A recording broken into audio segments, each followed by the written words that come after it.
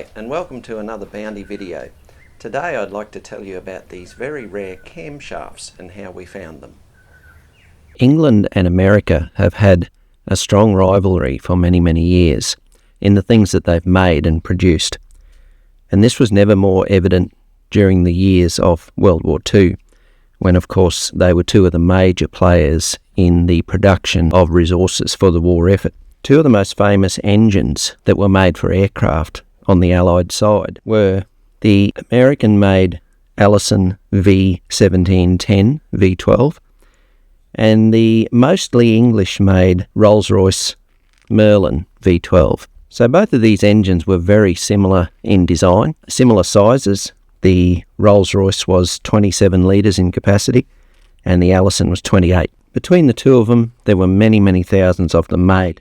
Aircraft that were in service here in Australia used both, but the Allison version was used in mostly the P-40 Kitty Hawk, as we know it, or as the Americans called it, the Warhawk, American-made fighter plane, and the P-38 Lightning, which had two engines on each plane. It was used in other versions as well, but they were the two main ones that were used here in Australia and by the RAAF at times and were based here.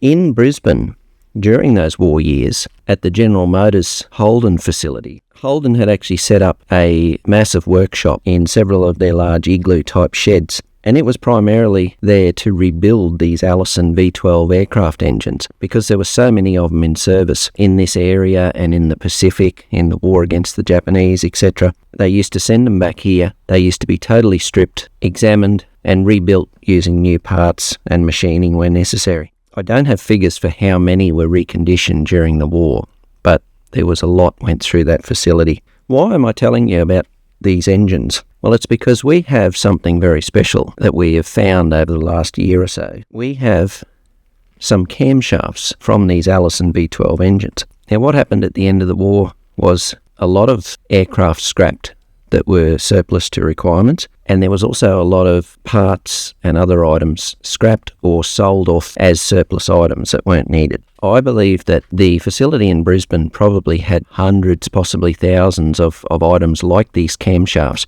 and they either sold them off for scrap metal or they sold them off for people to use in whatever way they could. About a year ago, a friend of mine in this area informed me that he had a couple of these camshafts that his father had bought after the war. They had welded them together and made legs for tables and that sort of thing. So I was lucky enough to acquire one of them off him back then. I cleaned it all up and it came up really nice. Just recently, I was driving around with him again down in his area, not far from Toowoomba, and we happened to notice an old fence that was mostly fallen down.